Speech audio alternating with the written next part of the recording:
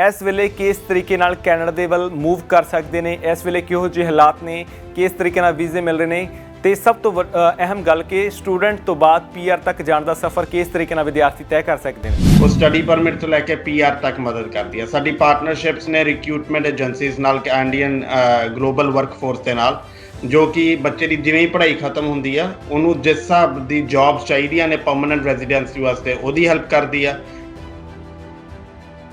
सो साडी दौड़ जिहड़ी हुंदी आ वो ऐ नहीं हुंदी हैगी कि असीं बच्चों को जबरदस्ती BC 'च सुट्टना आ ਜਾਂ बच्चों को जबरदस्ती ओंटारियो 'ਚ लैके आना आ ਜਾਂ क्यूबैक ਦਾ ਮੇਰੇ ਹਿਸਾਬ ਨਾਲ शायद एक भी ऐसी इंस्टीट्यूशन नहीं हैगी ਜਿਹੜੀ SDS ਲਈ ਕੁਆਲੀਫਾਈ ਕਰਦੀ ਹੋਵੇ ਤੇ ਜਿਹਦੇ ਨਾਲ ਮੈਂ ਕੰਮ ਨਾ ਕਰਦਾ ਹੋਵਾਂ।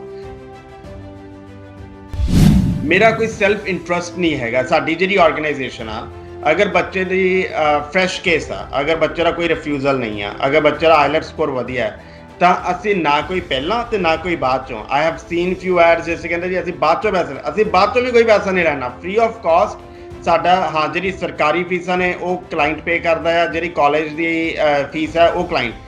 साडी जी फीस हैगी आ चंगे विद्यार्थियों वास्ते, उन्होंने कोई फीस नहीं है।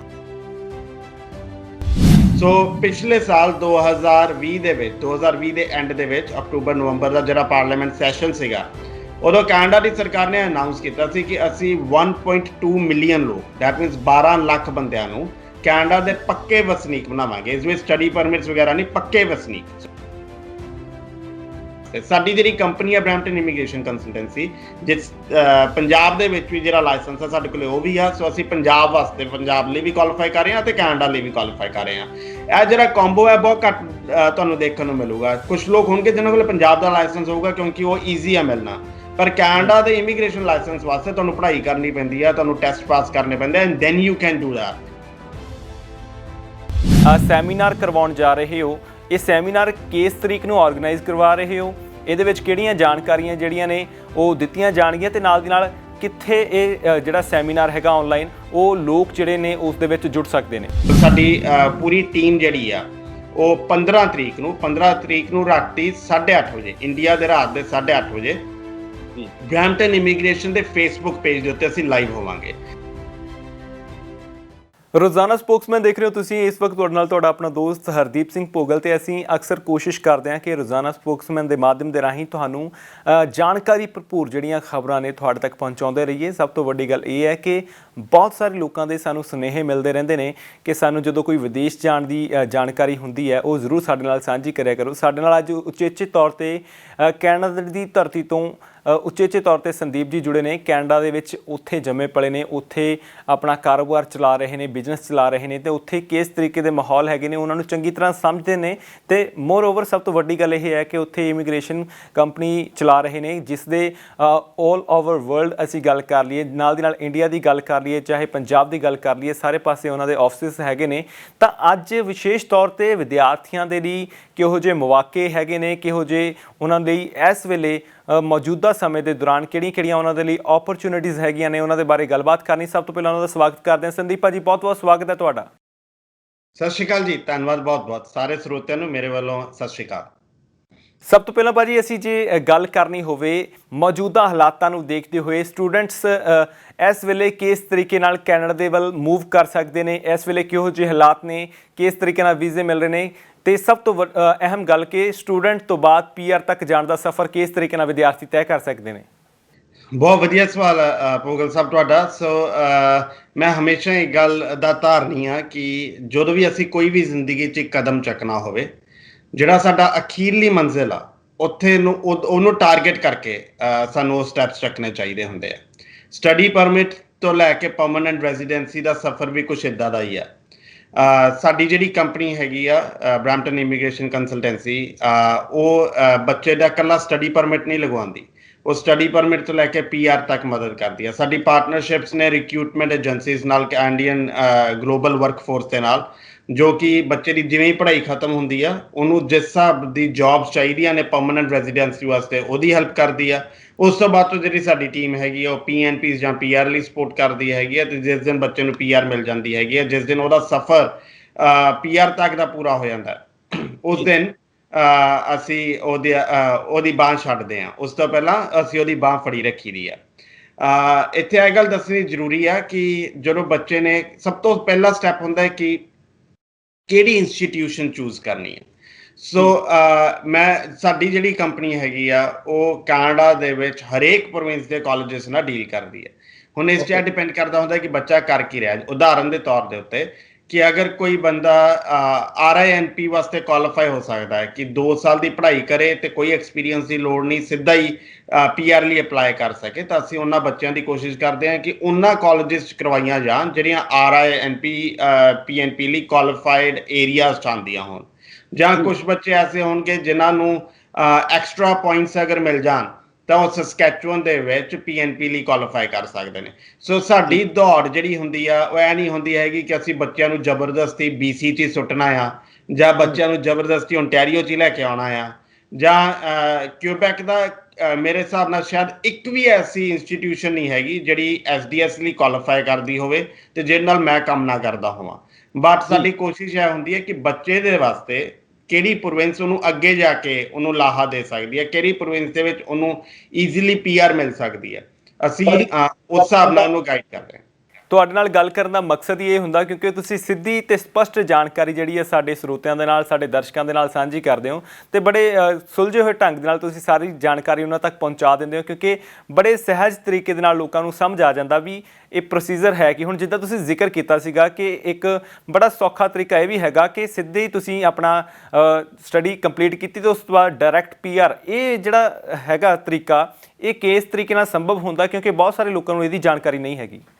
ਸੋ ਮੈਂ ਤੁਹਾਨੂੰ ਐਗਜ਼ਾਮਪਲ ਦਿੰਦਾ ਹਾਂ। ਇੱਕ ਯੂਨੀਵਰਸਿਟੀ ਹੈ ਨਿਪਿਤ ਸਿੰਘ ਯੂਨੀਵਰਸਿਟੀ ਜੀ। ਨਿਪਿਤ ਸਿੰਘ ਯੂਨੀਵਰਸਿਟੀ ਜਿਸ ਏਰੀਆ ਦੇ ਵਿੱਚ ਆਉਂਦੀ ਆ ਉਹ ਰੂਰਲ ਪ੍ਰੋਗਰਾਮ ਲਈ ਕੁਆਲੀਫਾਈ ਕਰਦੇ ਆ।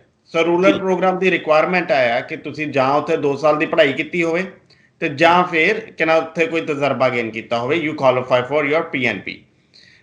ਹੁਣ ਅਗਰ ਉਹ ਬੱਚਾ ਉਸ ਨਿਪਿਤ ਸਿੰਘ ਵਾਸਤੇ ਜਾਂ ਸੇਂਟ ਲਾਰੈਂਸ ਵਾਸਤੇ ਕੁਆਲੀਫਾਈ ਕਰਦਾ ਹੋਵੇ ਤੇ ਮੈਨੂੰ ਲੱਗਦਾ ਹੈ ਕਿ ਮੇਰਾ ਕੋਸ਼ਿਸ਼ ਹੋਣੀ ਚਾਹੀਦੀ ਹੈ ਕਿ ਬੱਚੇ ਨੂੰ ਦੱਸਾਂਗੇ ਭਰਾਵਾ ਤੇਰੀ ਮਰਜ਼ੀ ਆ, ਬਟ ਅਗਰ ਤੂੰ ਇਹਨਾਂ ਕਾਲਜਾਂ 'ਚ ਐਡਮਿਸ਼ਨ ਲੈਂਦਾ ਤਾਂ ਤੈਨੂੰ 2 ਸਾਲ ਬਾਅਦ PR ਮਿਲੂਗੀ। ਅਗਰ ਤੁਸੀਂ ਆਪਣੇ ਰਿਸ਼ਤੇਦਾਰਾਂ ਕੋਲੇ ਜਾਣਾ ਹੈ ਜਾਂ ਫਰੈਂਡ ਸਰਕਲ ਕੋਲੇ ਜਾਣਾ ਚਾਹੁੰਦੇ ਹੋ, ਵੀ ਹੈਵ ਨੋ ਪ੍ਰੋਬਲਮ, ਅਸੀਂ ਤੁਹਾਨੂੰ ਆਫਰ ਲੈਟਰਸ ਲਿਆ ਕੇ ਦੇਣੀਆਂ ਨੇ। ਬਟ ਦ ਪੁਆਇੰਟ ਇਜ਼ ਉਸ ਦੇ ਵਿੱਚ ਤੁਹਾਨੂੰ ਪਹਿਲਾਂ 2 ਸਾਲ ਦੀ ਪੜ੍ਹਾਈ ਕਰੋ, 3 ਸਾਲ ਦਾ ਤੁਹਾਨੂੰ ਵਰਕ ਪਰਮਿਟ ਮਿਲੂਗਾ, 1 ਸਾਲ ਦਾ ਕੈਨੇਡੀਅਨ ਐਕਸਪੀਰੀਅੰਸ ਗੇਨ ਕਰੋ। ਉਸ ਤੋਂ ਬਾਅਦ ਚੋਂ either you will go towards CEC Canadian experience class 'ਚ ਜਾਓਗੇ ਜਾਂ ਕੋਈ PNP ਲੱਭੋਗੇ। ਸੋ ਇਟਸ ਆਲਵੇਜ਼ ਬੈਟਰ ਕਿ ਜਿਹੜਾ ਸ਼ਾਰਟੈਸਟ ਵੇ ਆ, ਸਭ ਤੋਂ ਸੌਖਾ ਤੇ ਸ਼ਾਰਟੈਸਟ ਵੇ ਜਿਹੜਾ ਹੁਣ ਇਹ ਵੀ ਨਹੀਂ ਹੈ ਕਿ ਹਰੇਕ ਬੱਚਾ RINP ਲਈ ਕੁਆਲੀਫਾਈ ਕਰ ਸਕੂਗਾ, ਪਰ ਜਿਹੜਾ ਕੁਆਲੀਫਾਈ ਕਰਦਾ ਉਹਨੂੰ ਉੱਥੇ ਭੇਜਣਾ ਚਾਹੀਦਾ। ਜਿਹੜੇ ਬੱਚੇ ਨੂੰ ਸਸਕੈਚੁਅਨ ਦੇ ਵਿੱਚ ਸੌਖੀ PR ਮਿਲ ਸਕਦੀ ਉਹਨੂੰ ਸਸਕੈਚੁਅਨ 'ਚ ਭੇਜਣਾ ਚਾਹੀਦਾ ਆ। ਮੈਨੂੰ ਇੱਦਾਂ ਲੱਗਦਾ ਕਿ ਬੱਚੇ ਨੂੰ ਇਸ ਤਰੀਕੇ ਨਾਲ ਗਾਈਡ ਕਰਨਾ ਚਾਹੀਦਾ ਆ। ਇਸ 'ਚ ਮੈਂ ਇੱਕ ਗੱਲ ਹੋਰ ਜ਼ਰੂਰ ਮੈਂਸ਼ਨ ਕਰਾਂ ਕਿ ਮੇਰਾ ਕੋਈ ਸੈਲਫ ਇੰਟਰਸਟ ਨਹੀਂ ਹੈਗਾ। ਸਾਡੀ ਜਿਹੜੀ ਆਰਗੇਨਾਈਜੇਸ਼ਨ ਆ, ਅਗਰ ਬੱਚੇ ਦੀ ਫਰੈਸ਼ ਕੇਸ ਆ, ਅਗਰ ਬੱਚੇ ਦਾ ਕੋਈ ਰਿਫਿਊਜ਼ਲ ਨਹੀਂ ਆ, ਅਗਰ ਬੱਚੇ ਦਾ IELTS ਸਕੋਰ ਵਧੀਆ ਹੈ, ਤਾਂ ਅਸੀਂ ਨਾ ਕੋਈ ਪਹਿਲਾਂ ਤੇ ਨਾ ਕੋਈ ਬਾਅਦ ਚੋਂ। ਆਈ ਹੈਵ ਸੀਨ ਫਿਊ ਐਡਸ ਜਿਸ ਕਹਿੰਦੇ ਜੀ ਅਸੀਂ ਬਾਅਦ ਚੋਂ ਪੈਸੇ, ਅਸੀਂ ਬਾਅਦ ਚੋਂ ਵੀ ਕੋਈ ਪੈਸਾ ਨਹੀਂ ਲੈਣਾ, ਫ੍ਰੀ ਆਫ ਕਾਸਟ। ਸਾਡਾ ਜਿਹੜੀ ਸਰਕਾਰੀ ਫੀਸਾਂ ਨੇ ਉਹ ਕਲਾਇੰਟ ਪੇ ਕਰਦਾ ਆ, ਜਿਹੜੀ ਕਾਲਜ ਦੀ ਫੀਸ ਹੈ ਉਹ ਕਲਾਇੰਟ। ਸਾਡੀ ਜਿਹੜੀ ਫੀਸ ਹੈਗੀ ਆ ਚੰਗੇ ਵਿਦਿਆਰਥੀਆਂ ਵਾਸਤੇ, ਉਹਨਾਂ ਲਈ ਕੋਈ ਫੀਸ ਨਹੀਂ ਆ। ਹਾਂ, ਅਗਰ ਕਿਸੇ ਬੱਚੇ ਦੇ ਵਿੱਚ ਬੱਚੇ ਦੀ ਪੜ੍ਹਾਈ 'ਚ ਗੈਪ ਆ ਜਾਂ ਰਿਫਿਊਜ਼ਲ ਦਾ, ਫਿਰ ਅਸੀਂ ਜ਼ਰੂਰ ਪੈਸੇ ਚਾਰਜ ਕਰਦੇ ਹਾਂ। ਅਦਰਵਾਈਜ਼ ਫਰੈਸ਼ ਕੇਸਿਸ ਵਾਸਤੇ free of cost services provide ਕਰਦੇ ਹਾਂ। ਤਾਂ ਕਰਕੇ ਮੈਨੂੰ ਕੋਈ ਫਰਕ ਨਹੀਂ ਪਊਗਾ ਕਿ ਮੈਂ ਬੱਚੇ ਨੂੰ RINP ਭੇਜਣਾ ਹੈ, ਕਿ ਮੈਂ ਬੱਚੇ ਨੂੰ ਓਨਟਾਰੀਓ ਭੇਜਣਾ ਹੈ, ਕਿ BC ਭੇਜਣਾ ਹੈ, ਕਿ ਕਿਊਬੈਕ ਭੇਜਣਾ ਹੈ, ਕਿ ਸਸਕੈਚੁਅਨ ਭੇਜਣਾ ਹੈ।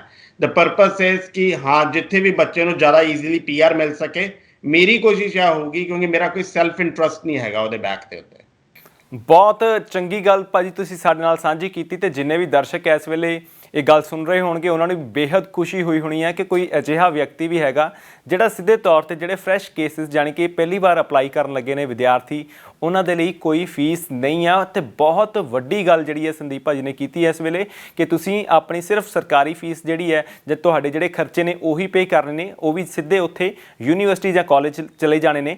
ਤਾਂ ਜਿਹੜੀ ਭਾਜੀ ਉਹਨਾਂ ਦੀ ਆਪਣੀ ਫੀਸ ਆ ਉਹ ਕੋਈ ਵੀ ਨਹੀਂ ਲੈਣਗੇ। ਤਾਂ ਬਹੁਤ ਵੱਡੀ ਗੱਲ ਉਹਨਾਂ ਨੇ ਆਪਣੇ ਵੱਲੋਂ ਆਪਾਂ ਕਹਿ ਸਕਦੇ ਕਿ ਬਹੁਤ ਸਾਰੇ ਦਰਸ਼ਕਾਂ ਲਈ ਖੁਸ਼ੀ ਦੀ ਗੱਲ ਹੋਵੇਗੀ ਕਿ ਇਸ ਤਰੀਕੇ ਦੇ ਲੋਕ ਵੀ ਹੈਗੇ ਜਿਹੜੇ ਸਿੱਧੇ ਤੌਰ ਤੇ ਕੁਝ ਲੋਕਾਂ ਦੀ ਮਦਦ ਵੀ ਕਰਨਾ ਚਾਹੁੰਦੇ ਨੇ। ਸਿਰਫ ਉਹਨਾਂ ਕੇਸਿਸ ਦੇ ਵਿੱਚ ਜਿਹੜੇ ਰਿਫਿਊਜ਼ਲ ਨੇ ਉੱਥੇ ਫੀਸ ਜਿਹੜੀ ਹੈ ਜ਼ਰੂਰ ਲੈਣਗੇ। ਭਾਜੀ ਬਹੁਤ ਚੰਗਾ, ਤੁਸੀਂ ਆਪਣੇ ਵੱਲੋਂ ਆਪਾਂ ਇੱਕ ਹਿਸਾਬ ਨਾਲ ਕਹਿ ਦਈਏ ਆਫਰ ਆ, ਜਾਂ ਆਪਣੇ ਵੱਲੋਂ ਤੁਸੀਂ ਕਹਿ ਦਈਏ ਸੇਵਾ ਹੀ ਕਰ ਰਹੇ ਹੋ, ਤੇ ਬਹੁਤ ਚੰਗੀ ਗੱਲ ਲੱਗੀ ਮੈਨੂੰ। ਨਾਲ ਦੀ ਨਾਲ ਇੱਕ ਸਵਾਲ ਲਗਾਤਾਰ ਲੋਕਾਂ ਦੇ ਵਿੱਚ ਚੱਲਦਾ ਰਹਿੰਦਾ ਕਿ ਬਿਨਾਂ ਆਇਲਸ ਦੇ ਕੈਨੇਡਾ ਦੀ ਧਰਤੀ ਤੇ ਆਉਣਾ, ਤੇ ਉਹਦੇ ਪਿੱਛੇ ਕੀ ਫੰਡਾ ਹੈਗਾ। ਇੱਕ ਬੜਾ ਸਿੱਧਾ ਕਲੀਅਰ ਕੱਟ ਸਵਾਲ ਤਾਂ ਇਹ ਹੈਗਾ ਕਿ ਕੋਈ ਇੱਦਾਂ ਦੀ ਕੋਈ ਹੈ ਨਹੀਂ ਤਰੀਕਾ ਕਿ ਆਇਲਸ ਤੋਂ ਬਿਨਾਂ ਕੋਈ ਬੰਦਾ ਕੈਨੇਡਾ ਪਹੁੰਚ ਜਾਵੇ, ਪਰ ਫਿਰ ਵੀ ਕੋਈ ਤਰੀਕਾ ਹੈਗਾ ਇੱਦਾਂ ਦਾ ਤੁਹਾਡੇ ਕੋਲ? ਬਿਲਕੁਲ ਹੈਗਾ ਜੀ। So Ontario PNP OINP foreign worker stream ਨਾਂ ਦਾ ਇੱਕ ਪ੍ਰੋਗਰਾਮ ਆ, ਹੋਰ ਪਿਛਲੇ 2-2.5 ਸਾਲ ਤੋਂ ਇਹ ਪ੍ਰੋਗਰਾਮ ਹਾਈਲਾਈਟ ਹੋਇਆ ਹੈ। ਸੋ ਇਸ ਪ੍ਰੋਗਰਾਮ ਦੇ ਵਿੱਚ ਕੀ ਹੁੰਦਾ ਆ ਕਿ ਤੁਹਾਨੂੰ ਘੱਟੋ ਘੱਟ 2 ਸਾਲ ਦਾ ਤਜਰਬਾ ਚਾਹੀਦਾ। ਤੁਹਾਡੀ ਜੋ ਵੀ ਐਜੂਕੇਸ਼ਨ ਹੈਗੀ ਆ ਉਹ ਤੁਹਾਨੂੰ ਇਵੈਲੂਏਸ਼ਨ ਕਰਵਾਉਣੀ ਪੈਂਦੀ ਹੈਗੀ ਆ ਕੈਨੇਡੀਅਨ ਸਰਕਾਰ ਵੱਲੋਂ, ਤੇ ਤੁਹਾਨੂੰ ਇੰਪਲੋਇਰ ਚਾਹੀਦਾ ਹੁੰਦਾ ਆ ਜੋ ਓਨਟਾਰੀਓ PNP ਵਾਸਤੇ ਕੁਆਲੀਫਾਈ ਕਰਦਾ ਹੋਵੇ।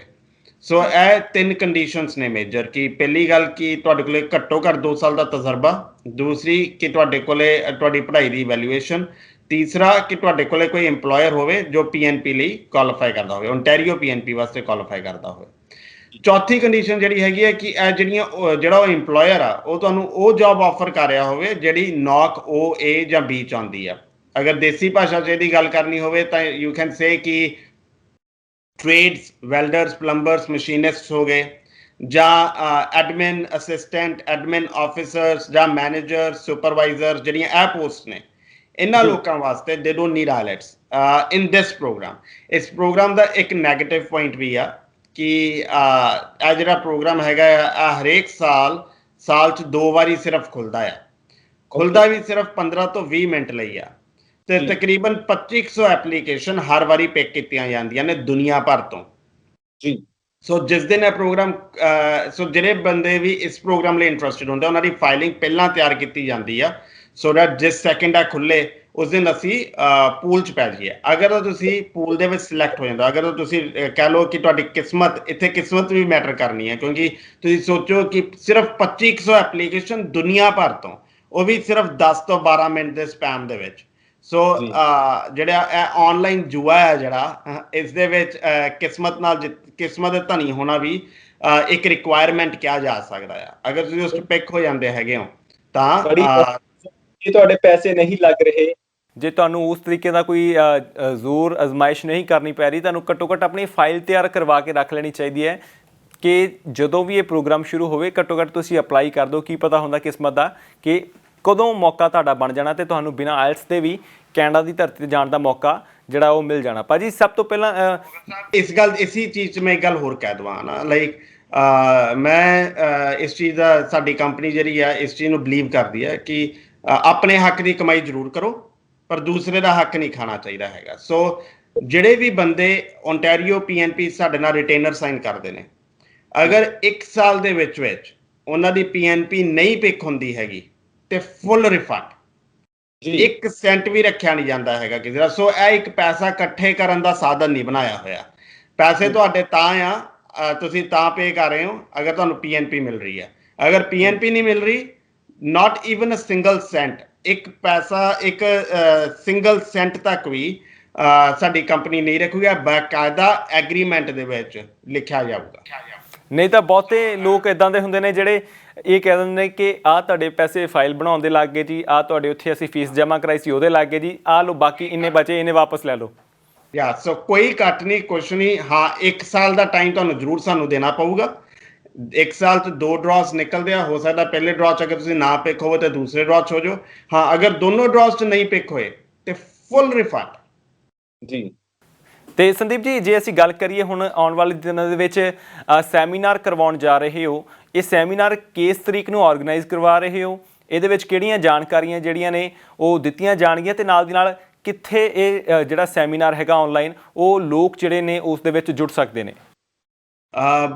ਤੁਹਾਡਾ ਬਹੁਤ ਬਹੁਤ ਧੰਨਵਾਦ ਆ ਭੋਗਲ ਸਾਹਿਬ, ਤੁਸੀਂ ਆ ਜਿਹੜਾ ਸਵਾਲ ਕੀਤਾ ਹੈ, ਕਿਉਂਕਿ ਸਾਡੇ ਜਿਹੜੇ ਵੈਬਿਨਾਰਸ ਹੁੰਦੇ ਨੇ, ਅਸੀਂ ਜਿਸ ਪੈਂਡੇਮਿਕ ਦੇ ਦੌਰ ਤੋਂ ਨਿਕਲਦੇ ਪਏ ਹਾਂ, ਇਸ ਦੌਰ ਦੇ ਵਿੱਚ ਕਿੱਥੇ ਅਸੀਂ ਜਾ ਕੇ ਲੋਕਾਂ ਦੇ ਰੂਬਰੂ ਹੁੰਦੇ ਸੀ, ਸੈਮੀਨਾਰਸ ਕਰਦੇ ਹੁੰਦੇ ਸੀਗੇ। ਸੋ ਟੈਕਨੋਲੋਜੀ ਦੇ ਥਰੂ ਅੱਜ ਕੱਲ੍ਹ ਸਾਨੂੰ ਵਾਰਤਾਲਾਪ ਕਰਨੀ ਪੈ ਰਹੀ ਹੈਗੀ ਆ।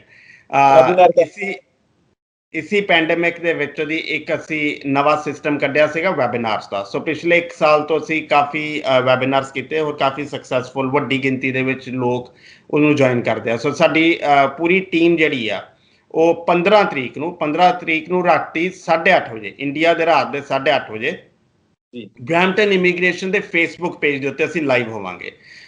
ਹੋਰ ਸਭ ਤੋਂ ਚੰਗੀ ਗੱਲ ਹੈ ਕਿ ਇਹ ਸਾਡੀ ਕੰਪਨੀ ਦਾ ਸ਼ਾਇਦ ਪਹਿਲਾ ਸੈਮੀਨਾਰ ਆ ਜੋ ਸਿਰਫ ਤੇ ਸਿਰਫ ਇੰਡੀਆ ਨੂੰ ਫੋਕਸ ਕਰਕੇ ਕੀਤਾ ਜਾਊਗਾ। ਸੋ ਦੈਟ ਮੀਨਸ ਕਿ ਸਾਡੀ ਜਿੰਨੀ ਵਾਰਤਾਲਾਪ ਹੋਊਗੀ ਉਹ ਜ਼ਿਆਦਾਤਰ ਪੰਜਾਬੀ ਦੇ ਵਿੱਚ ਹੋਊਗੀ। ਨਹੀਂ ਤਾਂ ਜਿਹੜੇ ਸਾਡੇ ਪਹਿਲਾਂ ਵੈਬਿਨਾਰਸ ਹੁੰਦੇ ਆ, ਸਾਡੀ ਜਿਹੜੀ ਟੀਮ ਹੁੰਦੀ ਹੈਗੀ ਆ, ਉਹ ਸਾਰੀ ਦੁਨੀਆ ਭਰ ਨੂੰ ਦੇਖਦੇ ਹੋਏ ਅੰਗਰੇਜ਼ੀ 'ਚ ਗੱਲ ਕਰਨੀ ਪੈਂਦੀ ਆ। ਬਟ ਜਿਹੜਾ 15 ਦਾ ਸੈਮੀਨਾਰ ਆ ਉਹ ਸਿਰਫ ਤੇ ਸਿਰਫ ਪੰਜਾਬ ਦੇ ਲੋਕਾਂ ਨੂੰ ਸਹੀ ਇਨਫੋਰਮੇਸ਼ਨ ਪਹੁੰਚਾਉਣ ਵਾਸਤੇ, ਜਿਸ ਵਿੱਚ ਅਸੀਂ OINP ਦੀ ਗੱਲ ਕਰਾਂਗੇ, ਸਟੂਡੈਂਟ ਵੀਜ਼ਾਸ ਦੀ ਗੱਲ ਕਰਾਂਗੇ, ਅਤੇ ਇੱਕ ਗੱਲ ਹੋਰ ਕਰਾਂਗੇ ਕਿ ਮੈਨੂੰ ਕਾਫੀ ਗੱਲਬਾਤ ਹੁੰਦੀ ਐਕਸਪ੍ਰੈਸ ਐਂਟਰੀ ਦੇ ਬਾਰੇ ਕਿ ਐਕਸਪ੍ਰੈਸ ਐਂਟਰੀ ਦੇ ਵਿੱਚ 50 ਪੁਆਇੰਟਸ ਮੇਰੇ ਘਟ ਗਏ ਆ, ਮੈਂ ਕੀ ਕਰਾਂ। 50 ਪੁਆਇੰਟਸ ਪੂਰੇ ਕਰਨ ਦੇ ਕਈ ਸਿਸਟਮਸ ਹੁੰਦੇ ਆ। ਕੁਝ ਬੰਦੇ ਹੁੰਦੇ ਆ ਜਿਹਨੇ ਪੁਆਇੰਟਸ ਘੱਟ ਰਹੇ ਹੁੰਦੇ ਆ, ਸਟੱਡੀ ਵੀਜ਼ਾ ਲੈਂਦੇ ਆ, ਕੈਨੇਡੀਅਨ ਐਕਸਪੀਰੀਅੰਸ ਗੇਨ ਕਰਦੇ ਆ ਤੇ ਅੱਗੇ ਪ੍ਰੋਸੀਡ ਕਰ ਦਿੰਦੇ ਆ। ਕੁਝ ਬੰਦਿਆਂ ਨੂੰ ਅਗਰ LMI ਮਿਲ ਜੇ ਤਾਂ ਉਹਨਾਂ ਨੂੰ 50 ਪੁਆਇੰਟਸ ਮਿਲ ਸਕਦੇ ਹੁੰਦੇ ਆ। ਸੋ ਇਹੋ ਜਿਹੀਆਂ ਸਾਰੀਆਂ ਸਰਵਿਸਿਜ਼ ਅਸੀਂ ਮਦਦ ਕਰਦੇ ਹਾਂ ਆਪਣੇ ਕਲਾਇੰਟਸ ਦੀ, ਸੋ ਦੈਟ ਉਹਨਾਂ ਨੂੰ 50 ਪੁਆਇੰਟਸ ਅਗਰ ਕਿਸੇ ਦੇ ਸ਼ਾਰਟ ਵੀ ਪੈ ਰਹੇ ਹੋਣ ਉਹ ਸਾਡੇ ਨਾਲ ਗੱਲਬਾਤ ਕਰ ਸਕਦੇ ਆ। We can surely try to help them. So 15 ਤਰੀਕ ਨੂੰ ਇੰਡੀਆ ਦੇ ਦਾ ਟਾਈਮ 8:30 ਵਜੇ ਬਰੈਂਪਟਨ ਇਮੀਗ੍ਰੇਸ਼ਨ ਦਾ ਫੇਸਬੁੱਕ ਪੇਜ ਦੇ ਉੱਤੇ ਅਸੀਂ ਲਾਈਵ ਹੋਵਾਂਗੇ। ਜੋ ਜਿਹੜੇ ਸਪੋਕਸਮੈਨ ਦੇ ਨਾਲ ਇੰਟਰਵਿਊ ਵੀ ਆ, ਇਸ ਦੇ ਵਿੱਚ ਵੀ ਮੇਰੀ ਗੁਜ਼ਾਰਿਸ਼ ਹੋਊਗੀ ਕਿ ਇਹ ਪੇਜ ਨੂੰ ਲਿੰਕ ਅਪ ਕਰ ਦੇਣਗੇ ਸੋ ਦੈਟ ਜਿਹੜੇ ਸਰੋਤੇ ਵੀਡੀਓ ਦੇਖ ਰਹੇ ਹੋਣ ਉਹਨਾਂ ਲਈ ਈਜ਼ੀ ਹੋਵੇ ਸਿੱਧਾ ਉਸ ਪੇਜ ਤੇ ਪਹੁੰਚਣਾ।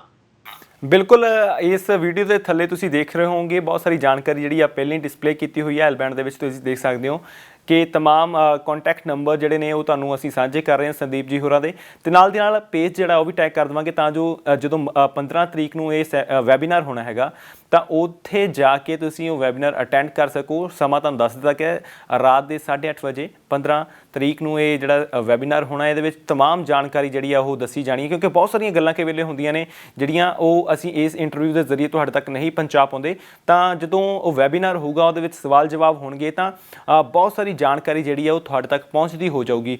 ਭਾਜੀ ਜੇ ਅਸੀਂ ਅਖੀਰ ਦੇ ਵਿੱਚ ਜਾਂਦੇ ਜਾਂਦੇ ਇੱਕ ਅਹਿਮ ਗੱਲ ਜਿਹੜੀ ਹੈ, ਅਹਿਮ ਮੁੱਦਾ ਰਹਿੰਦਾ ਹਮੇਸ਼ਾ ਕਿ ਬਹੁਤ ਸਾਰੇ ਲੋਕ ਅਜਿਹੇ ਨੇ ਇਸ ਵੇਲੇ ਜਿਹੜੇ ਕੈਨੇਡਾ ਦੇ ਵਿੱਚ ਪੱਕਾ ਹੋਣਾ ਚਾਹੁੰਦੇ ਨੇ, PR ਲੈਣੀ ਚਾਹੁੰਦੇ ਨੇ, ਤਾਂ PR ਦੇ ਕਿਹੋ ਜਿਹੇ ਇਸ ਵੇਲੇ ਸਰਕਮਸਟੈਂਸਸ ਹੈਗੇ ਨੇ, ਕਿਹੋ ਜਿਹਾ ਮਾਹੌਲ ਹੈਗਾ, PR ਮਿਲ ਰਹੀ ਜਾਂ ਨਹੀਂ ਮਿਲ ਰਹੀ ਇਸ ਵੇਲੇ? ਬਹੁਤ ਵਧੀਆ ਸਵਾਲ ਆ ਭੋਗਲ ਸਾਹਿਬ। ਸੋ ਮੈਂ ਇਹ ਗੱਲ ਦੱਸਣਾ ਚਾਹੁੰਦਾ ਕਿ ਜਿਵੇਂ ਪਾਰਲੀਮੈਂਟ ਦੇ ਵਿੱਚ ਬਜਟ ਪਾਸ ਕੀਤਾ ਜਾਂਦਾ ਆ ਦੁਨੀਆ ਭਰ ਦੇ ਵਿੱਚ, ਉਸੇ ਤਰੀਕੇ ਦੇ ਨਾਲ ਇਮੀਗ੍ਰੇਸ਼ਨ ਦਾ ਪਲਾਨ ਅਗਲਾ 3 ਸਾਲ ਦਾ ਕੀ ਟਾਰਗੇਟਸ ਹੋਣਗੇ, ਉਸ ਦੇ ਵਿੱਚ ਕਿਹੜੇ ਕਿਹੜੇ ਲੋਕਾਂ ਨੂੰ ਕੈਨੇਡਾ ਲੈ ਕੇ ਆਊਗਾ, ਇਹ ਇੱਕ ਡਾਕੂਮੈਂਟ ਪਾਰਲੀਮੈਂਟ 'ਚ ਪਾਸ ਕੀਤਾ ਜਾਂਦਾ ਆ। ਸੋ ਪਿਛਲੇ ਸਾਲ 2020 ਦੇ ਐਂਡ ਦੇ ਵਿੱਚ ਅਕਤੂਬਰ ਨਵੰਬਰ ਦਾ ਜਿਹੜਾ ਪਾਰਲੀਮੈਂਟ ਸੈਸ਼ਨ ਸੀਗਾ, ਉਦੋਂ ਕੈਨੇਡਾ ਦੀ ਸਰਕਾਰ ਨੇ ਅਨਾਉਂਸ ਕੀਤਾ ਸੀ ਕਿ ਅਸੀਂ 1.2 ਮਿਲੀਅਨ ਲੋਕ, ਦੈਟ ਮੀਨਸ 12 ਲੱਖ ਬੰਦਿਆਂ ਨੂੰ ਕੈਨੇਡਾ ਦੇ ਪੱਕੇ ਵਸਨੀਕ ਬਣਾਵਾਂਗੇ। ਇਸ ਵਿੱਚ ਸਟੱਡੀ ਪਰਮਿਟਸ ਵਗੈਰਾ ਨਹੀਂ, ਪੱਕੇ ਵਸਨੀਕ, ਸੋ ਪਰਮਨੈਂਟ ਰੈਜ਼ੀਡੈਂਸੀ ਦਵਾਵਾਂਗੇ 12 ਲੱਖ ਬੰਦੇ ਨੂੰ ਅਗਲੇ 3 ਸਾਲਾਂ ਦੇ ਵਿੱਚ। ਇਹ ਨੰਬਰ ਬਹੁਤ ਵੱਡਾ ਆ। ਅਗਰ ਤੁਸੀਂ ਇਸ ਨੰਬਰਸ ਦੀਆਂ ਕੈਲਕੂਲੇਸ਼ਨਸ ਦੇਖੋ ਤਾਂ ਅੱਜ ਤੋਂ ਤਕਰੀਬਨ 2-3 ਹਫ਼ਤੇ ਪਹਿਲਾਂ ਇੱਕ ਕੈਨੇਡੀਅਨ ਐਕਸਪੀਰੀਅੰਸ ਕਲਾਸ ਦਾ ਡਰਾ ਨਿਕਲਿਆ 75 ਪੁਆਇੰਟਸ ਦੇ ਨਾਲ, ਮਿਨੀਮਮ ਸਕੋਰ 75 ਪੁਆਇੰਟ ਗਿਆ। ਇਹ ਇੱਕ ਹਾਸੋਹੀਣੀ ਵੀ ਤੇ ਇਤਿਹਾਸਕ ਵੀ ਗੱਲ ਹੈਗੀ ਆ, ਕਿਉਂਕਿ ਕੈਨੇਡਾ ਦੀ ਹਿਸਟਰੀ ਦੇ ਅੰਦਰ, ਇਮੀਗ੍ਰੇਸ਼ਨ ਹਿਸਟਰੀ ਦੇ ਅੰਦਰ ਇਹੋ ਜਿਹਾ ਕੰਮ ਕਦੀ ਵੀ ਨਹੀਂ ਹੋਇਆ ਹੈਗਾ। ਇਹ ਕਿਉਂ ਕੀਤਾ ਗਿਆ? ਸਿਰਫ ਤੇ ਸਿਰਫ ਉਹ ਜਿਹੜਾ 12 ਲੱਖ ਦਾ ਟਾਰਗੇਟ ਆ ਉਹ ਹਰ ਹਾਲਤ ਦੇ ਵਿੱਚ ਕੈਨੇਡਾ ਦੀ ਸਰਕਾਰ ਨੂੰ ਅਚੀਵ ਕਰਨਾ ਪਏਗਾ। ਅੱਜ ਦੀ ਡੇਟ ਦੇ ਉੱਤੇ ਬਾਰਡਰਸ ਕਲੋਜ਼ ਨੇ। ਮੈਂ ਹਰੇਕ ਬੰਦੇ ਨੂੰ ਇਹ ਗੱਲ ਕਹਿੰਦਾ, ਮੈਨੂੰ ਕਈ ਬੰਦੇ ਕਹਿੰਦੇ ਹੁੰਦੇ ਭਾਜੀ ਮੇਰਾ ਸਿਰਫ 250 ਪੁਆਇੰਟ ਬਣਦਾ, ਮੇਰਾ ਸਿਰਫ 300 ਪੁਆਇੰਟ ਬਣਦਾ, ਕਿ ਮੈਨੂੰ ਐਕਸਪ੍ਰੈਸ ਐਂਟਰੀ ਪ੍ਰੋਫਾਈਲ ਬਣਾਉਣੀ ਚਾਹੀਦੀ ਹੈ। ਬਿਲਕੁਲ ਬਣਾਉਣੀ ਚਾਹੀਦੀ ਹੈ 100%। ਤੁਹਾਨੂੰ ਲਾਈਕ ਐਕਸਪ੍ਰੈਸ ਐਂਟਰੀ ਦੇ ਵਿੱਚ ਤੁਹਾਡੀ ਫਾਈਲ ਹਮੇਸ਼ਾ ਲਾਈਵ ਚਾਹੀਦੀ ਆ। ਅਗਰ ਪੁਆਇੰਟਸ ਨੀਚੇ ਆਉਣ ਤਾਂ ਤੁਹਾਨੂੰ ਬਾਅਦ 'ਚ ਇਸ ਚੀਜ਼ ਦਾ ਅਫਸੋਸ ਨਹੀਂ ਹੋਣਾ ਚਾਹੀਦਾ ਕਿ ਹਾਂ ਕਾਸ਼ ਮੈਂ ਪ੍ਰੋਫਾਈਲ ਬਣਾਈ ਹੁੰਦੀ। ਸੋ ਉਹਨਾਂ ਚੀਜ਼ਾਂ ਨੂੰ ਯੂਜ਼ ਕਰਕੇ ਰੱਖੋ। ਕਈ PNPs ਨੇ, ਸਸਕੈਚੁਅਨ ਦੀ PNP ਆ, ਨਿਊ ਬ੍ਰਿੰਸਵਿਕ ਦੀ PNP ਆ, ਪਿੱਛੇ ਜੇ ਨਿਊ ਫਾਊਂਡਲੈਂਡ ਦੀ PNP ਕੁਝ ਦਿਨਾਂ ਲਈ ਖੁੱਲੀ। ਅਸੀਂ ਬਹੁਤ ਹੈਵੀ ਫਾਈਲਿੰਗ ਕੀਤੀ ਹੈ, ਸਪੈਸ਼ਲੀ ਨਰਸਿਸ ਦੀ ਉਹਦੇ ਅੰਦਰ। ਸੋ ਕਾਫੀ ਆਪਸ਼ਨਸ ਨਿਕਲੇ। ਹੁਣ ਓਨਟਾਰੀਓ PNP ਦੀ ਜਿਹੜੀ ਫੋਰਨ ਸਟਰੀਮ ਆ, ਵਾਈ ਵਰਕ ਵਿਦ ਅਸ, ਮੈਨੂੰ ਹਰੇਕ ਲਾਈਕ ਇਹ ਇੱਕ ਸਵਾਲ ਹੋਣਾ ਚਾਹੀਦਾ ਕਿ ਕਿਉਂ ਤੁਹਾਡੇ ਨਾਲ ਕੰਮ ਕੀਤਾ ਹੈ, ਭਾਵੇਂ ਮੈਂ ਹੋਵਾਂ ਭਾਵੇਂ ਕੋਈ ਹੋਰ ਹੋਵੇ। ਉਹਦਾ ਰੀਜ਼ਨ ਆ, ਪਹਿਲਾ ਕਾਰਨ ਹੈ ਕਿ ਮੈਂ ਕੈਨੇਡਾ 'ਚ ਬੈਠਾ ਹਾਂ। ਓਨਟਾਰੀਓ ਜੀ ਫੋਰਨ ਵਰਕਰ ਸਟਰੀਮ ਵਾਸਤੇ ਤੁਹਾਨੂੰ ਇੰਪਲੋਇਰ ਚਾਹੀਦੇ ਜਿਹੜੇ PNP ਲਈ ਕੁਆਲੀਫਾਈਡ ਨੇ। ਹੁਣ ਜਿਹੜਾ ਬੰਦਾ ਬਾਹਰ ਬੈਠਾ ਹੈ ਉਹਦੇ ਲਈ ਬਹੁਤ ਡਿਫਿਕਲਟ ਹੈ ਸਟੈਪ ਕਰਨਾ, ਅਸੀਂ ਮਦਦ ਕਰ ਸਕਦੇ ਹਾਂ ਉਸ ਚੀਜ਼ ਲਈ। ਸੈਕੰਡਲੀ, ਮੈਂ ਲਾਇਸੈਂਸਡ ਇਮੀਗ੍ਰੇਸ਼ਨ ਕੰਸਲਟੈਂਟ ਆ, ICCRC ਕੰਸਲਟੈਂਟ ਆ, ਕੈਨੇਡੀਅਨ ਸਰਕਾਰ ਵੱਲੋਂ ਆਥੋਰਾਈਜ਼ਡ ਆ ਇਮੀਗ੍ਰੇਸ਼ਨ ਸਰਵਿਸਿਜ਼ ਪ੍ਰੋਵਾਈਡ ਕਰਨ ਵਾਸਤੇ। ਸਾਡੀ ਜਿਹੜੀ ਕੰਪਨੀ ਹੈ ਬਰੈਂਪਟਨ ਇਮੀਗ੍ਰੇਸ਼ਨ ਕੰਸਲਟੈਂਸੀ, ਜਿਸ ਪੰਜਾਬ ਦੇ ਵਿੱਚ ਵੀ ਜਿਹੜਾ ਲਾਇਸੈਂਸ ਹੈ ਸਾਡੇ ਕੋਲ ਉਹ ਵੀ ਆ। ਸੋ ਅਸੀਂ ਪੰਜਾਬ ਵਾਸਤੇ, ਪੰਜਾਬ ਲਈ ਵੀ ਕੁਆਲੀਫਾਈ ਕਰ ਰਹੇ ਹਾਂ ਅਤੇ ਕੈਨੇਡਾ ਲਈ ਵੀ ਕੁਆਲੀਫਾਈ ਕਰ ਰਹੇ ਹਾਂ। ਇਹ ਜਿਹੜਾ ਕੰਬੋ ਹੈ ਬਹੁਤ ਘੱਟ ਤੁਹਾਨੂੰ ਦੇਖਣ ਨੂੰ ਮਿਲੂਗਾ। ਕੁਝ ਲੋਕ ਹੋਣਗੇ ਜਿਨ੍ਹਾਂ ਕੋਲ ਪੰਜਾਬ ਦਾ ਲਾਇਸੈਂਸ ਹੋਊਗਾ ਕਿਉਂਕਿ ਉਹ ਈਜ਼ੀ ਆ ਮਿਲਣਾ, ਪਰ ਕੈਨੇਡਾ ਦੇ ਇਮੀਗ੍ਰੇਸ਼ਨ ਲਾਇਸੈਂਸ ਵਾਸਤੇ ਤੁਹਾਨੂੰ ਪੜ੍ਹਾਈ ਕਰਨੀ ਪੈਂਦੀ ਆ, ਤੁਹਾਨੂੰ ਟੈਸਟ ਪਾਸ ਕਰਨੇ ਪੈਂਦੇ and then you can do that. So unfortunately majority ਬੰਦਿਆਂ ਨੂੰ ਜਿਹਨੂੰ ਕੈਨੇਡਾ ਦੀ ਸਰਕਾਰ ਗੋਸਟ ਕੰਸਲਟੈਂਟ ਕਹਿੰਦੀ ਆ, ਉਹ ਗੋਸਟ ਕੰਸਲਟੈਂਟਸ ਨੇ ਤਾਂ ਹੀ ਉਹ ਗਲਤ ਇਨਫੋਰਮੇਸ਼ਨਸ ਪ੍ਰੋਵਾਈਡ ਕਰਦੇ ਆ ਅਤੇ ਲੋਕਾਂ ਨਾਲ ਜੋ ਸਟੋਰੀਜ਼ ਅਸੀਂ ਸੁਣਦੇ ਹਾਂ ਅਨਫੋਰਚੂਨੇਟਲੀ ਉਹ ਨਹੀਂ ਹੋਣਾ ਚਾਹੀਦਾ ਪਰ ਉਹ ਹੋ ਰਿਹਾ ਆ। ਉਹਦੇ ਵਿੱਚ ਲੋਕਾਂ ਨੂੰ ਵੀ ਜਾਗਰੂਕ ਹੋਣ ਦੀ ਲੋੜ ਹੈਗੀ ਆ। ਜਿਹੜੀਆਂ ਕੈਨੇਡੀਅਨ ਸਰਕਾਰ ਦੀਆਂ ਨੀਤੀਆਂ ਨੇ ਉਹਨਾਂ ਨੂੰ ਸਮਝਣ ਦੀ ਲੋੜ ਆ, ਚੈੱਕ ਕਰਨ ਦੀ ਲੋੜ ਹੈ ਕਿ ਜਿਸ ਬੰਦੇ ਨਾਲ ਅਸੀਂ ਗੱਲ ਕਰ ਰਹੇ ਹਾਂ ਕਿ ਉਹਨਾਂ ਦੀ ਕੰਪਨੀ ਦਾ ਇਤਿਹਾਸ ਕੀ ਆ ਅਤੇ ਉਹਨਾਂ ਕੋਲ ਕਿੰਨਾ ਕੁ ਸਟਾਫ ਆ, ਕੀ ਕੰਮ ਕਰ ਰਹੇ ਨੇ। ਉਦਾਹਰਨ ਦੇ ਤੌਰ 'ਤੇ ਮੇਰੀ ਕੰਪਨੀ ਦੇ ਵਿੱਚ ਅਲੱਗ-ਅਲੱਗ ਦੇਸ਼ਾਂ ਦੇ ਵਾਸੀ ਜਿਹੜੇ ਨੇ ਉਹਨਾਂ ਵਿੱਚੋਂ ਦੀ ਘੱਟੋ ਘੱਟ 6 ਤੋਂ 7 ਸਿਰਫ ਲਾਇਸੈਂਸਡ ਇਮੀਗ੍ਰੇਸ਼ਨ ਕੰਸਲਟੈਂਸੀ ਨੇ, 2 ਇੰਡੀਅਨ ਬੈਕਗਰਾਊਂਡ ਦੇ ਵਕੀਲ ਨੇ। ਸੋ ਸਾਡੇ ਕੋਲ ਸਾਡੀ ਜਿਹੜੀ ਟੀਮ ਹੈਗੀ ਆ ਉਹ ਬਹੁਤ ਸਟ੍ਰੇਟ ਫਾਰਵਰਡ, ਬਹੁਤ ਵਧੀਆ ਕੰਮ ਕਰਦੀ ਆ। ਹੋਰ ਮੈਂ ਨਹੀਂ ਕਹਿੰਦਾ ਕਿ ਮੈਂ ਇਸ ਬਿਜ਼ਨਸ ਦੇ ਵਿੱਚ ਪੈਸੇ ਕਮਾਉਣ ਲਈ ਨਹੀਂ ਆ, 100% ਪੈਸੇ ਕਮਾਉਣ ਲਈ ਆ, ਬਟ ਇਸ ਤਰੀਕੇ ਨਾਲ ਪੈਸੇ ਕਮਾਉਣ ਲਈ ਆ ਕਿ ਹਾਂ ਜਿਹੜਾ ਮੇਰਾ ਹੱਕ ਆ ਉਹ ਮੈਨੂੰ ਮਿਲੇ, ਨਾ ਕਿ ਮੈਂ ਬਿਨਾਂ ਗੱਲ ਤੋਂ ਲੋਕਾਂ ਦੇ ਪੈਸੇ ਖੋਵਾਂ। ਸੰਦੀਪ ਜੀ, ਬੜੀਆਂ ਬੜੀਆਂ ਚੰਗੀਆਂ ਗੱਲਾਂ ਨੇ ਇਹ। ਬਹੁਤੇ ਲੋਕ ਅਜਿਹੀਆਂ ਗੱਲਾਂ ਨਹੀਂ ਕਰਦੇ, ਬਹੁਤੇ ਲੋਕ ਅਜਿਹੀਆਂ ਗੱਲਾਂ ਵੀ ਕਰਦੇ ਨੇ ਪਰ ਉਹਨਾਂ 'ਤੇ ਕਦੇ ਅਮਲ ਕਰਦੇ ਹੋਏ ਦਿਖਾਈ ਨਹੀਂ ਦਿੰਦੇ। ਬੜੇ ਸ਼ੁਕਰਗੁਜ਼ਾਰ ਹਾਂ ਤੁਹਾਡੇ ਵਰਗੇ ਲੋਕ ਹੱਲੇ ਵੀ ਐਗਜ਼ਿਸਟ ਕਰਦੇ ਨੇ ਜਿਹੜੇ ਸਿੱਧੇ ਤੌਰ 'ਤੇ ਜਿਨ੍ਹਾਂ ਲੋਕਾਂ ਨੂੰ ਮਦਦ ਦੀ ਲੋੜ ਆ ਉਹਨਾਂ ਨੂੰ ਮਦਦ ਦੇ ਰਹੇ ਨੇ, ਗਾਈਡ ਕਰ ਰਹੇ ਨੇ, ਅਤੇ ਜਿਨ੍ਹਾਂ ਦੀਆਂ ਫਾਈਲਾਂ ਕਿਤੇ ਨਾ ਕਿਤੇ ਰਿਜੈਕਟ ਹੋ ਚੁੱਕੀਆਂ ਤਾਂ ਉਹਨਾਂ ਤੋਂ ਵਾਜਬ ਫੀਸ ਲੈ ਕੇ ਉਹਨਾਂ ਦਾ ਕੰਮ ਕਰਵਾ ਰਹੇ ਨੇ। ਬੜੀ ਚੰਗੀ ਗੱਲ ਹੈ ਤੁਹਾਡੇ ਲਈ ਵੀ ਅਤੇ ਬਹੁਤ ਸਾਰੇ ਲੋਕਾਂ ਲਈ, ਕਿਉਂਕਿ ਕਈ ਵੇਲੇ ਲੋਕਾਂ ਦੇ ਕੋਲ ਇੰਨੀ ਧਨ ਰਾਸ਼ੀ ਨਹੀਂ ਹੁੰਦੀ ਪਰ ਉਹਨਾਂ ਨੂੰ ਇਹ ਹੁੰਦਾ ਕਿ ਉਹ ਵਿਦੇਸ਼ੀ ਧਰਤੀ 'ਤੇ ਜਾ ਕੇ ਪੜ੍ਹਾਈ ਕਰ ਸਕਣ ਅਤੇ ਆਪਣੇ ਪਰਿਵਾਰ ਦਾ ਜਿਹੜਾ ਕੰਮ ਜਾਂ ਗੁਜ਼ਰ ਬਸਰ ਔਖਾ ਚੱਲ ਰਿਹਾ ਉਹ ਕਿਸੇ ਨਾ ਕਿਸੇ ਤਰੀਕੇ ਵਧੀਆ ਹੋ ਸਕੇ। ਬਾਈ ਜੀ, ਅਖੀਰ 'ਤੇ ਜਾਂਦੇ ਇਹ ਵੀ ਦੱਸ ਦਿਓ ਤੁਹਾਡੇ ਆਫਿਸਿਸ ਕਿੱਥੇ ਕਿੱਥੇ ਹੈਗੇ ਨੇ, ਕਿੱਥੇ ਕਿੱਥੇ ਜਾ ਕੇ ਲੋਕੀ ਤੁਹਾਡੇ ਤੱਕ ਰਾਬਤਾ ਕਰ ਸਕਦੇ ਨੇ? ਸੋ ਪੰਜਾਬ ਦੇ ਵਿੱਚ ਸਾਡੇ ਆਫਿਸਿਸ ਮੋਹਾਲੀ ਅਤੇ ਲੁਧਿਆਣਾ। ਮੋਹਾਲੀ ਸਾਡਾ ਹੈੱਡ ਆਫਿਸ ਆ ਅਤੇ ਲੁਧਿਆਣੇ 'ਚ ਆਫਿਸ ਹੈਗੇ ਆ। ਇਸ ਤੋਂ ਇਲਾਵਾ ਅੰਬਾਲਾ, ਦਿੱਲੀ, ਵਿਸ਼ਾਖਾਪਟਨਮ, ਮੁੰਬਈ, ਪੂਨੇ ਸਾਡੇ ਕੋਲ ਉੱਥੇ ਬ੍ਰਾਂਚਿਸ ਨੇ। ਇੰਡੀਆ ਦੇ ਵਿੱਚ, ਇੰਡੀਆ ਤੋਂ ਬਾਹਰ ਸ਼੍ਰੀਲੰਕਾ, ਪਾਕਿਸਤਾਨ, ਉਸ ਤੋਂ ਬਾਅਦ 'ਚੋਂ ਅਫਰੀਕਾ ਦੇ ਵਿੱਚ, ਨਾਈਜੀਰੀਆ ਦੇ ਵਿੱਚ ਸਾਡੇ ਕੋਲ 3 ਆਫਿਸਿਸ ਨੇ। ਸੋ ਤੁਸੀਂ ਜਿੱਥੇ ਵੀ ਸਾਡੀ ਆਵਾਜ਼ ਸੁਣ ਰਹੇ ਹੋ, ਜਿੱਥੇ ਜਿੱਥੇ ਵੀ ਸਾਡੇ ਆਫਿਸਿਸ ਨੇ, ਤੁਸੀਂ ਉੱਥੇ ਕੰਟੈਕਟ ਕਰ ਸਕਦੇ ਹੋ। ਜਾਂ ਅਗਰ ਤੁਸੀਂ ਸਾਨੂੰ ਵੀ ਕੰਟੈਕਟ ਕਰਨਾ ਚਾਹੋ, ਸਾਡੇ ਕੈਨੇਡਾ ਆਫਿਸ ਨੂੰ ਡਾਇਰੈਕਟਲੀ ਕੰਟੈਕਟ ਕਰਨਾ ਚਾਹੋ ਤਾਂ ਸਾਡੀ ਵੈਬਸਾਈਟ bramptonconsultancy.com ਦੇ ਉੱਤੇ ਜਾ ਕੇ ਆਪਣੀ ਅਪਾਇੰਟਮੈਂਟ ਬੁੱਕ ਕਰ ਸਕਦੇ ਹੋ। ਸਿਰਫ ਇੰਨਾ ਜ਼ਰੂਰ ਦੱਸ ਦੇਵਾਂ ਕਿ ਅਗਰ ਤੁਸੀਂ ਕੈਨੇਡਾ ਦੇ ਵਿੱਚ ਅਪਾਇੰਟਮੈਂਟ ਬਣਾਉਂਦੇ ਹੋ ਤਾਂ ਉਹ ਪੇਡ ਅਪਾਇੰਟਮੈਂਟ ਹੁੰਦੀ ਹੈਗੀ ਆ। ਅਨਫੋਰਚੂਨੇਟਲੀ ਤੁਹਾਨੂੰ ਉਹਦੇ ਲਈ ਪੇ ਕਰਨਾ ਪੈਂਦਾ, ਪਰ ਅਗਰ ਤੁਸੀਂ ਸਾਡੇ ਲੋਕਲ ਆਫਿਸਿਸ ਜਾਂਦੇ ਹੋ ਤਾਂ ਤੁਹਾਨੂੰ ਫ੍ਰੀ ਆਫ ਕਾਸਟ ਸਰਵਿਸਿਜ਼ ਮਿਲਣਗੀਆਂ। ਜੀ ਸੰਦੀਪ ਜੀ, ਬਹੁਤ ਬਹੁਤ ਸ਼ੁਕਰੀਆ। ਤੁਸੀਂ ਤਮਾਮ ਜਾਣਕਾਰੀ ਸਾਂਝੀ ਕੀਤੀ ਹੈ ਅਤੇ ਇਸ ਇੰਟਰਵਿਊ ਦੇ ਵਿੱਚ ਆਪਾਂ ਇੰਨੀ ਕੁ ਜਾਣਕਾਰੀ ਹੀ ਦਰਸ਼ਕਾਂ ਨਾਲ ਸਾਂਝੀ ਕਰਿਓ, ਕਿਉਂਕਿ ਬਹੁਤ ਸਾਰੇ ਦਰਸ਼ਕਾਂ ਨੇ 15 ਤਰੀਕ ਨੂੰ ਵੀ ਦੁਬਾਰਾ ਜੁੜਨਾ ਤੁਹਾਡੇ ਨਾਲ 8:30 ਵਜੇ ਜਦੋਂ ਦੁਬਾਰਾ ਤੁਸੀਂ ਵੈਬੀਨਾਰ ਕਰਾਉਣਾ, ਅਤੇ ਉਹਦੇ ਵਿੱਚ ਬਹੁਤ ਸਾਰੀ ਜਾਣਕਾਰੀ ਮੈਨੂੰ ਲੱਗਦਾ ਕਿ ਜਿੰਨੇ ਵੀ ਸਰੋਤੇ ਦਰਸ਼ਕ ਇਸ ਵੇਲੇ ਸਾਨੂੰ ਦੇਖ ਰਹੇ ਨੇ, ਸੁਣ ਰਹੇ ਨੇ, ਉਹਨਾਂ ਨੂੰ ਬਹੁਤ ਸਾਰੀ ਜਾਣਕਾਰੀ ਉਸ ਦਿਨ ਵੀ ਮਿਲਣੀ ਆ। ਅਤੇ ਮੈਨੂੰ ਇਸ ਗੱਲ ਦੀ ਬੇਹੱਦ ਖੁਸ਼ੀ ਹੋ ਰਹੀ ਹੈ ਕਿ ਤੁਸੀਂ ਫਰੈਸ਼ ਜਿਹੜੇ ਵਿਦਿਆਰਥੀ ਨੇ, ਨਵੇਂ ਵਿਦਿਆਰਥੀ ਕੈਨੇਡਾ ਆਉਣਾ ਚਾਹੁੰਦੇ ਨੇ, ਤਾਂ ਇਸ ਇੰਟਰਵਿਊ ਦੀ ਸਭ ਤੋਂ ਚੰਗੀ ਗੱਲ ਇਹੀ ਲੱਗੀ ਕਿ ਉਹਨਾਂ ਤੋਂ ਕੋਈ ਵੀ ਫੀਸ ਤੁਸੀਂ ਜਿਹੜੀ ਵਸੂਲ ਨਹੀਂ ਕਰ ਰਹੇ। ਬਹੁਤ ਬਹੁਤ ਧੰਨਵਾਦ ਤੁਹਾਡਾ। ਪੋਗਲ ਸਾਹਿਬ, ਅਖੀਰ 'ਚ ਇੰਨਾ ਜ਼ਰੂਰ ਕਹਦਾ ਕਿ ਅਗਰ ਕੁਝ ਲੋਕ ਐਸੇ ਵੀ ਹੋਣਗੇ ਜਿਨ੍ਹਾਂ ਨੂੰ ਜਿਹੜੇ ਕਹਿੰਦੇ ਜੀ ਅਸੀਂ ਕਿਸੇ ਵੀ ਕੰਸਲਟੈਂਟ ਤੋਂ ਫਾਈਲਾਂ ਨਹੀਂ ਲਗਵਾਉਣੀਆਂ, ਆਪੇ ਲਗਵਾਉਣੀਆਂ ਆ। ਸੋ ਅਸੀਂ ਉਹਨਾਂ ਨੂੰ ਇਹ ਵੀ ਦੱਸ ਦੇਣਾ ਚਾਹੁੰਦੇ ਹਾਂ ਕਿ ਅਸੀਂ ਉਹਨਾਂ ਨੂੰ ਆਫਰ ਲੈਟਰ ਤੱਕ ਪ੍ਰੋਵਾਈਡ ਕਰ ਸਕਦੇ ਹੈਗੇ ਅਗਰ ਕਿਸੇ ਨੇ ਆਪਣੇ ਆਪ ਵੀ ਫਾਈਲ ਲਾਉਣੀ ਹੈ। ਜੀ ਸਦਕੇ ਆਪਣੇ ਆਪ ਫਾਈਲ ਲਾਵੇ, ਕੋਈ ਫੀਸ ਨਹੀਂ ਹੈ, ਕੁਛ ਨਹੀਂ ਹੈ। ਹਾਂ, ਜੋ ਕਾਲਜ ਦੀਆਂ ਫੀਸਿਸ ਨੇ ਉਹਨਾਂ ਨੂੰ ਪੇ ਕਰਨੀਆਂ ਪੈਣੀਆਂ ਨੇ। ਸਾਡੇ ਤੋਂ ਅਗਰ ਕੋਈ ਬੰਦਾ ਸਿਰਫ ਆਫਰ ਲੈਟਰਸ ਲੈਣਾ ਚਾਹਵੇ ਕਿਸੇ ਵੀ ਕਾਲਜਿਸ ਦੀਆਂ, we can always do that as well. So main ਗੱਲ ਹੈਗੀ ਹੈ ਕਿ ਜਿੱਥੇ ਵੀ ਅਸੀਂ ਜਿੰਨਾ ਕੁ ਸਟੈਪ ਵੀ ਚੱਕ ਸਕਦੇ ਹਾਂ ਉਹਨਾਂ ਕੁ ਚੱਕਦੇ ਹੈਗੇ ਆ ਕਿ ਹਰੇਕ ਜਗ੍ਹਾ ਦੇ ਉੱਤੇ ਜਿੰਨੀ ਕਿ ਇੰਡੀਵਿਜੂਅਲਸ ਦੀ ਮਦਦ ਹੋ ਸਕੇ ਉਹਨਾਂ ਦੀ ਵੀ ਮਦਦ ਹੋ ਸਕੇ ਤੇ ਆਫ ਕੋਰਸ ਬਿਜ਼ਨਸ ਪ੍ਰਾਇੋਰਟੀ ਹੁੰਦਾ ਹੀ ਆ, ਮੈਂ ਝੂਠ ਨਹੀਂ ਬੋਲੂੰਗਾ। ਤੇ ਐਕਸਪ੍ਰੈਸ ਐਂਟਰੀ ਦੇ 50 ਪੁਆਇੰਟਸ ਤੇ ਓਨਟਾਰੀਓ ਪੀਐਨਪੀ ਦਾ ਫੋਰਨ ਵਰਕਰ ਸਟ੍ਰੀਮ ਦੀ ਜਿਹੜੀ ਆਪਾਂ ਗੱਲਬਾਤ ਕੀਤੀ ਹੈਗੀ ਆ, ਬਹੁਤ ਇੰਪੋਰਟੈਂਟ ਪ੍ਰੋਗਰਾਮਸ ਨੇ। ਅਨੇਕਾਂ ਹੀ ਐਸੇ ਪ੍ਰੋਗਰਾਮਸ ਹੈਗੇ ਆ ਕੈਨੇਡੀਅਨ ਇਮੀਗ੍ਰੇਸ਼ਨ ਦੇ ਉੱਤੇ, ਤੇ ਅਸੀਂ ਹਰੇਕ ਇੰਟਰਵਿਊ ਦੇ ਵਿੱਚ ਕੋਸ਼ਿਸ਼ ਕਰਾਂਗੇ ਨਵੇਂ ਪ੍ਰੋਗਰਾਮਸ ਦੀ ਗੱਲ ਕਰਨ ਦੀ।